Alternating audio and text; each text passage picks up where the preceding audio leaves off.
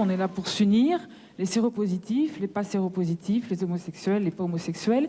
Et j'ai envie de faire un truc con, mais j'ai envie d'embrasser le monsieur qui est derrière moi sur la bouche. Voilà. Est-ce que j'ose? Il a de la chance, le monsieur.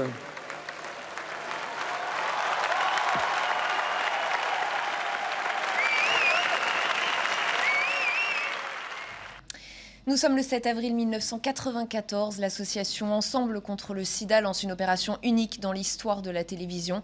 Le temps d'une soirée, toutes les chaînes diffusent une seule et même émission longue de plus de 7 heures pour sensibiliser la population et récolter de l'argent pour les malades et la recherche. C'est un immense succès, près d'1,5 million de donateurs et 45,7 millions d'euros collectés. On en parle aujourd'hui avec notre invité, c'est Jean-Luc Romero. Bonjour et merci d'avoir accepté mon invitation. Vous êtes conseiller régional d'Île-de-France, président fondateur de l'association Élus locaux contre le sida depuis 1995. Vous êtes aussi le premier homme politique à avoir révélé votre séropositivité en mai 2002 dans un livre, Virus de vie. On va d'abord revenir sur cette soirée du 7 avril 1994. Rappelez-nous peut-être ce que proposait cette émission. Des témoignages ? Oui, énormément de témoignages. Donc c'était une émission qui se voulait en plus grand public, ce qui est important pour une maladie qui est quand même taboue, enfin, qui l'était et qui l'est toujours, et avec des témoignages très forts. Et moi, j'ai le souvenir d'un témoignage, c'est celui du président d'Act Up de l'époque, Klaus Vellet, qui avait été très fort, vous savez, comme peut l'être Act Up, et où le public n'était pas forcément habitué à ça. Et c'était d'autant plus émouvant que quelques mois plus tard, il va mourir. Je crois qu'il avait 30 ans. Et ça reste pour moi, en tout cas, un des moments extrêmement forts de cette soirée-là. Et autre séquence marquante, on vient de la voir, c'est le baiser entre Clémentine Sélarié et Fabrice Jagnot, séropositif.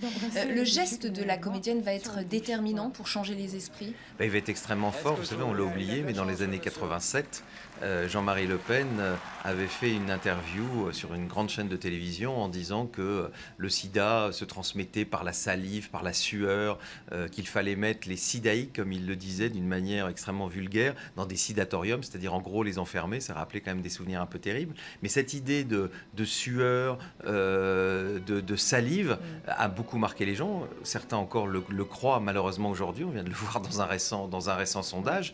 Et donc ce baiser a été, oui, quelque chose d'extrêmement fort. Et Clémentine Sélarié a fait beaucoup plus que beaucoup de campagnes de prévention par ce baiser, par ce geste fort à ce moment-là. Alors justement, on va revenir un peu plus précisément sur le contexte que vous évoquiez à l'instant. À cette époque, les malades s'éteignent les uns après les autres et effectivement, les trithérapies n'existent pas.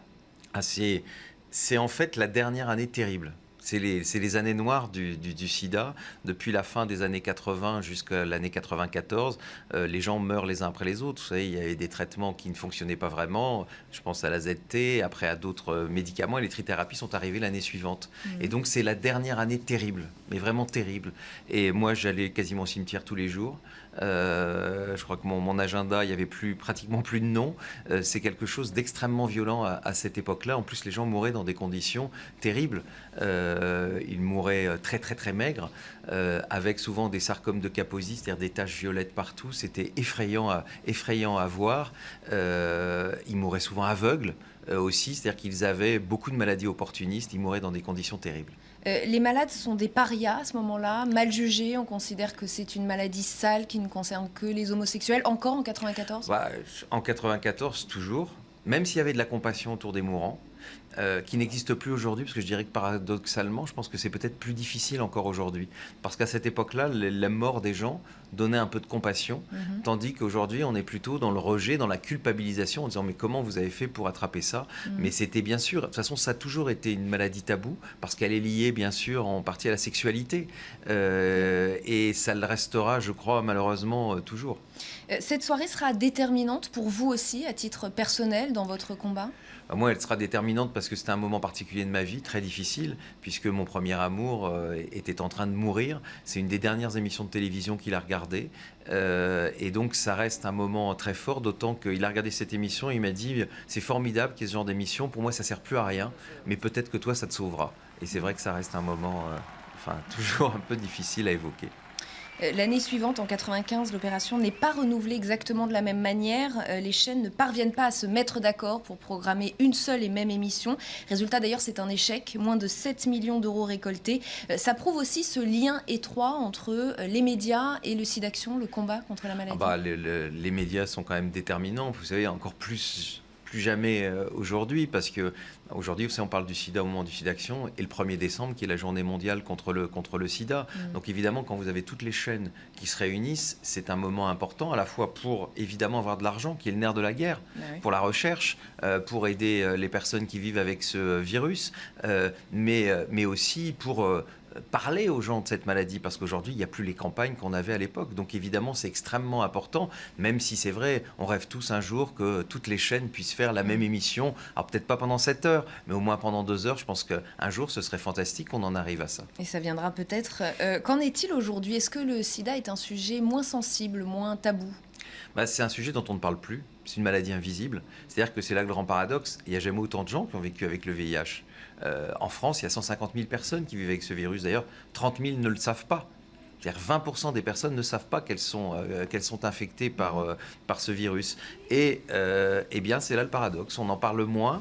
Les gens ne le disent pas parce que les discriminations sont très fortes. Je dirais même qu'elles sont plus fortes qu'avant.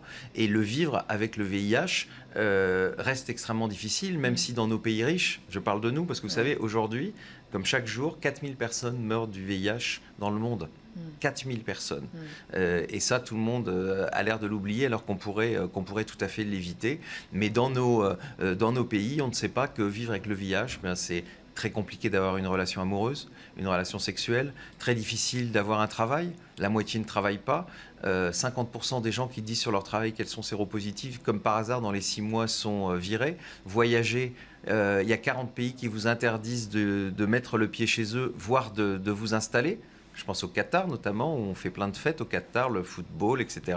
Et bien les séropositifs, ils sont interdits dans ce pays, ils sont pires que des terroristes, parce qu'eux, ça se voit, ils ont des médicaments, et ils sont interdits dans un certain nombre de pays dans le monde. Vous ne pouvez, c'est très difficile de faire un prêt. Moi, je n'ai jamais pu faire de prêt, je n'ai jamais pu acheter un appartement. 35 ans après le début du virus, on en est toujours là, et vous êtes discriminés jusque la mort, parce que dans notre pays, en France, les séropositifs, quand ils meurent, ils n'ont pas le droit aux soins de conservation. On les met immédiatement dans un cercueil. En général, leurs proches ne peuvent même plus les voir. Donc vous voyez quand même qu'en 2016, il y a encore beaucoup de travail à faire. Et c'est pour ça que le SIDAction a vraiment un grand intérêt, à la fois pour l'argent qu'il va le collecter, et puis surtout pour rappeler à chacune et chacun des téléspectateurs ce qu'est le sida, et que ça reste malheureusement une maladie qui ne tue peut-être plus dans nos pays, bien que ça reste une maladie mortelle, mais en tout cas, elle tue socialement, ça c'est une vraie réalité. Et quand on voit l'ignorance des jeunes, 20% d'entre eux pensent que le virus peut se transmettre en embrassant quelqu'un. Vous imaginez, on est en 2016. En 2016, on en revient, 87, Le Pen disait ça, et en 2016, 1 jeune sur 5 pense ça. C'est une étude de l'IFOP, on n'a pas de raison d'en douter. D'ailleurs, d'autres études qui ont été faites nous disent que 21% des Français croient qu'on attrape le sida en étant piqué par un moustique. Je crois que ça doit être 12% aux toilettes publiques. Tout ça en 2016. D'ailleurs, vous savez, c'est un retour en arrière. Vous étiez très jeune dans les années 94, mais dans les années 94, les gens connaissaient mieux les modes de contamination. Par exemple, sur les moustiques, c'était à peine 10% des gens qui le croyaient. Vous vous rendez compte qu'aujourd'hui, on a 20% des gens qui le croient, et on en est revenu à croire qu'on attrape le sida simplement en embrassant quelqu'un. Jean-Luc Romero, si je vous demande de terminer cette phrase, le 7 avril 1994, c'est le jour où? C'est le jour où il y a un grand élan de solidarité. 1 million de donateurs, c'est quand même quelque chose d'énorme, et à un moment où peut-être un certain nombre de gens prennent vraiment conscience du drame que nous vivons, de drame qui peut d'ailleurs toucher tout le monde. Et cette émission a eu cet impact très fort, c'est-à-dire que tous les publics ont pu le voir, et j'espère qu'un jour on aura encore une émission comme celle-là. Merci beaucoup Monsieur Romero d'avoir été mon invité dans le jour où. Évidemment, on le rappelle qu'on peut faire un don pour le SIDAction en appelant soit le 110, soit sur le site internet sidaction.org. L'information continue sur LCI.